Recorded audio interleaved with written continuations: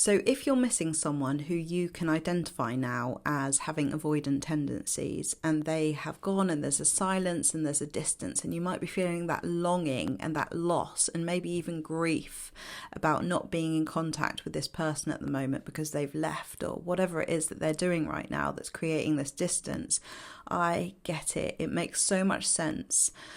Because an avoidant classically will have given you the experience of lots of things that you really do want, and maybe those experiences made you feel amazing, a way that you've never felt before, and it feels like you'll never find that again with anybody else. And so there's such an attachment to the things that you do want from this person, a bond, a connection that you've never experienced before. And at the same time, the dynamic was really stressful for you and really difficult because there was maybe a lack of communication, a lack of transparency, avoidance of difficult conversations, big emotions, and things that you really needed in order to create that intimacy that you were longing for and that you really wanted with this person. So on one hand, you can feel like, why am I missing this person? I know that it wasn't right. I know that there was something wrong with the dynamic. But yet I really want this person to come into my life again. I really want them to message me. I really want them to just be with me again. And I really understand that because it makes so much sense. Of course you miss them. You've invested so much emotion, time, thought, maybe sleepless nights trying to understand how you could have helped to make this dynamic better. So when we've invested a lot of time and energy into something and then it's not there anymore, there's a real gap in our lives. And so I wanted to do this video to kind of calm your nervous system, because remember that whenever we're going through a feeling of loss or grief or missing someone, it comes in a wave, and that wave increases our cortisol and makes us feel really dysregulated and really stressed. And when we're like that, it's like, you don't want to make any decisions when you're feeling like that, like texting them or reaching out, because it's kind of like making a decision drunk, because you're not drunk on alcohol, but you're drunk on cortisol and stress hormones. And you can't see clearly, and you might be missing some clarifying information that helps you to stay in the lane of growth, of transformation, of evolving from this pattern that was keeping you stuck in a cycle of not getting what you wanted in relationships. So I want to remind you that if this relationship has ended and this person's gone away, it had to end because there was something not working. And in order for both people to see the problem clearly and to experience the consequence of whatever was not being addressed and not being said and not being brought to light, sometimes it really takes something. And I have spoken to so many people who have been in relationships for years and years and years and years, and then suddenly someone leaves. Or it can be the other way around. It could be this hot, cold situation, and then suddenly it just cuts off. And the reason why that happens is because both people are tolerating something that they're kind of okay with and kind of not okay with. And then in order for us to see the things that are really not working, something needs to happen. And often in relationships, this is where we get our greatest growth and lessons, when we finally are able to see with really clear vision, through getting distance and perspective, the things that really were coming up in the relationship that were causing conflict, and the things that you were actually not okay with, that you were accepting. Right? So very often an avoidant will leave, and then the person who has been left actually gets the opportunity to say, yeah, it really wasn't working for me that this person wasn't communicating clearly, that they were distant, that they didn't like having difficult conversations about things that were coming up in the relationship, that they brushed things under the carpet and, got on with things. That often comes to light that you weren't okay with that, and you wanted more intimacy and wanted more connection. And so people in this situation, in this pain point of missing someone, reach out again, and then often they get some relief because maybe the avoidant person will be receptive to that. Maybe there is some understanding that you both really feel something for each other, but yet this person still isn't willing and ready to do the work, isn't willing to self-reflect, and then you end up going back into the same cycle because it's comfortable, because it's familiar, and then you end up not getting what you want. So before you reach out, before you send that long text message about your emotions, about what you could have done differently and things that you wanted them to know so that they definitely understand, even though I'm sure you've explained many times how you felt, what you meant, and all of these things that come up after a breakup that you think you need to say. Remember, this is you doing the fixing. This is you putting it back together again. And that's one of the cycles that we want to break. People who are anxious feel a massive responsibility in relationships because they feel like if I don't do something, then I won't get love. If I don't act properly, then I will be neglected or abandoned. And this is one of the beliefs that we have to break through behavioral change, which is really scary because then you're faced with, well, what if they leave forever? What if they never come back? And all of those horrible feelings of abandonment will come up for you to feel and face and work through and realize that they actually were all based on a wounded past, right? Not really on the present, because your worthiness is inherent. There's nothing you need to do to prove it. And often this is the blind spot that we live in, thinking that we need to do something, explain something, be something better in order for us to feel loved within ourselves, when really that love is already there. And when we can come at relationships from that love, rather than trying to get it, relationships flow in a completely different way. I also want to remind you that it might not be them specifically that you're missing, but the connection that you were longing for even when you were with them.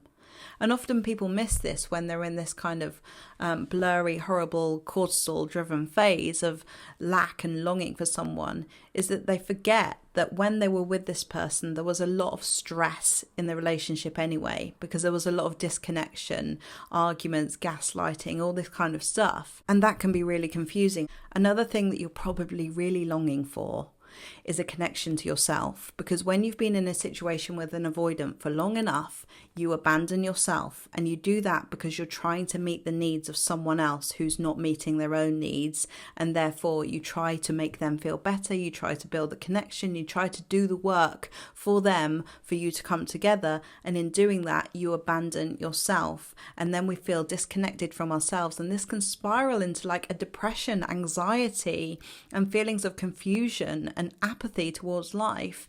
And if you're longing for them now, there's a high chance that you are disconnected from yourself, and that's what you need to focus on, rebuilding and refinding, reconnecting to you. Because honestly, I promise you, in time, this will feel better and you will feel more connected to you than you did before. You'll feel lighter, freer, happier, and when you're there, these waves of missing this person will be far less intense and less frequent. I have seen this happen so many times. I see it on the Conscious Creators Masters Academy all the time. The stress level goes from here to here, and it's always so profound to watch as people reconnect back to themselves.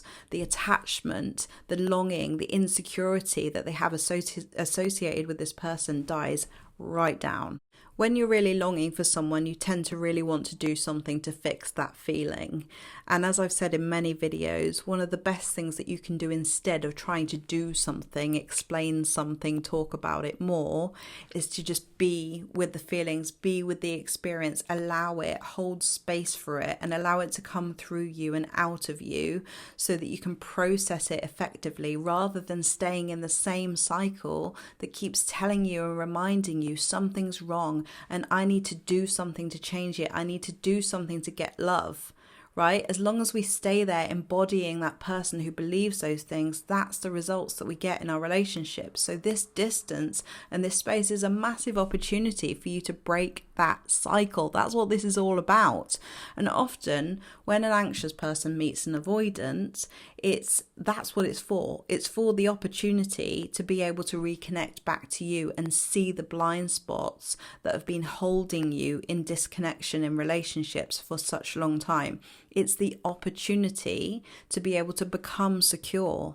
And I know it feels really overwhelming and confusing, and you can feel like this cognitive dissonance when you're trying to do something new and when you're starting to create new behaviors and new responses to these difficult feelings. You can feel like, what the hell is going on? I don't know who I am now, because you don't. You've never been this way before. And it can feel really overwhelmingly confusing. And that's why I always say to get support, have space, have a sounding board, have accountability partners in your life to be able to give you the reassurance that you're on the right track and things are going the way that you need them to go, and that this distance is happening for a reason.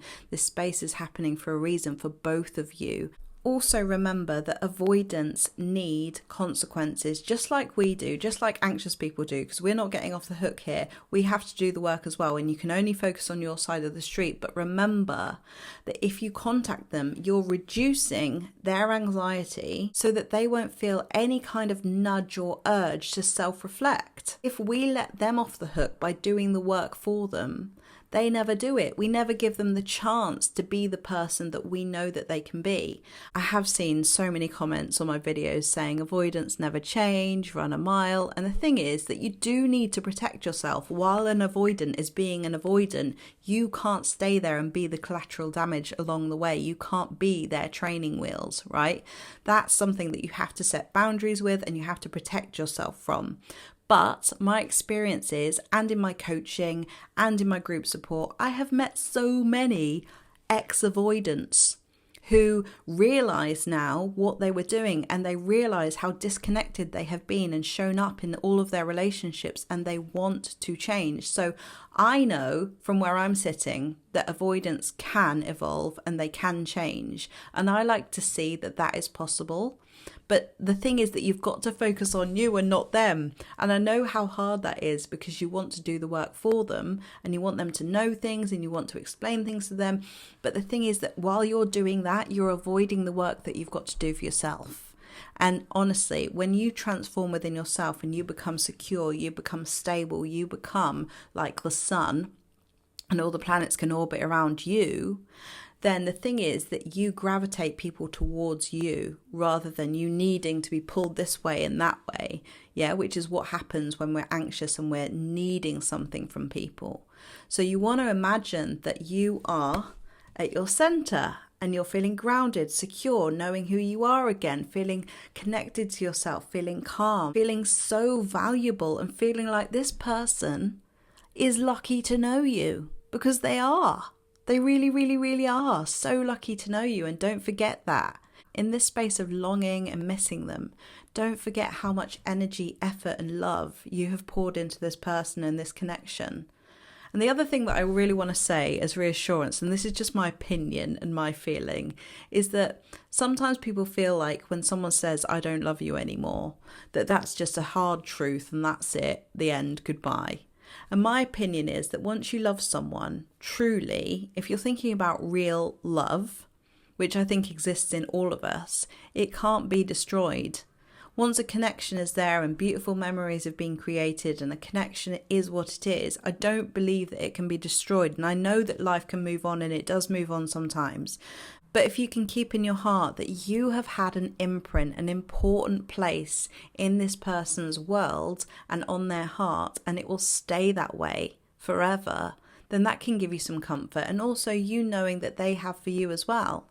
So it's like this connection that will always be there, no matter what happens in life, no matter where you two go. This imprint that you've had on each other will last forever. And I've always thought in the past, when I've been longing and missing someone, that gave me a lot of comfort. That's not to give you false hope or to keep you hanging on, because this time really is for you to focus on you and to get really good and reconnected to yourself again. But it's just to say that that's there. And I believe that love, once created, cannot be destroyed. And I hope that gives you a little bit of comfort in this time, and that you can be with the process and trust the process. Honestly, sometimes things have to break down for you to get the breakthroughs. And every single person that I've met and coached recently, I hear about their breakups and I think, oh my God, it had to happen. It had to. because this wasn't being addressed and that wasn't being addressed, and this has helped you to see that, and that's helped them to see this, and so many things will come of this breakup that will be for your benefit. And I promise you, things will make sense in time, and often they don't make sense at the time, but they do make sense later. So trust that and trust the process. So I hope you found this video useful. If you'd like any more information about what I do, how you can work with me one-to-one, if you'd like to learn more about your attachment style, heal your attachment style, I've got an amazing group program called the Conscious Creators Masters Academy, which is all about this. It's all about healing, transformation, understanding yourself, growing through patterns, creating new patterns, and creating the life that you want to live. So if you'd like to be part of that program, there are 10 spaces left. I'd love to hear from you. If you'd like to book a free one-to-one discovery call with me, there's 30-minute slots available to do that, and I'd love to speak to you. And if not, then I'll see you in the next video. Bye.